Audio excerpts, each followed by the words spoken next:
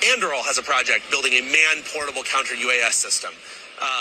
We really wanted to have that actually fielded right about now, and instead, because of a variety of reasons, look, we're developing basically a thing that goes on a person and it shoots down drones that are trying to attack you. It's turned out to be a more technically challenging problem than we thought. Now, in that case, it's not a failure of, like we're not building a factory or we don't want to invest. It's just, it's a harder technical problem than we thought.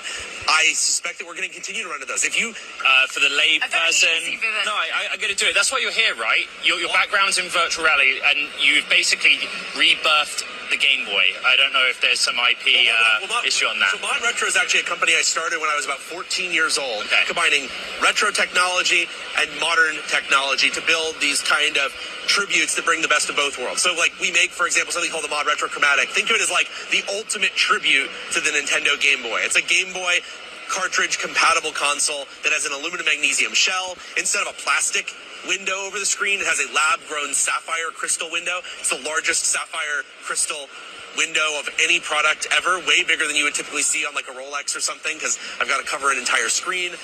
We're also building a new console called the Mod Retro M64, which plays Nintendo 64 games. Think of it again as like the ultimate Nintendo 64. What would it look like if the Nintendo 64 were built with money is no object, the ultimate thing. And we've got some other new stuff coming down the pipe as well.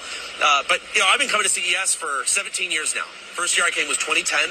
I think I was 16 or 17 years old at the time. I had to use a fake ID to get into the show because you had to be an adult and you had to be industry. So I just had a fake business card and a fake ID, and I pretended to be from a different company. Now I'm coming with a real ID and with a real company, and I'm seeing all my friends from the VR days, all my friends from the retro days, and of course, a lot of defense presence here too. AKA it's a little hacker thing, like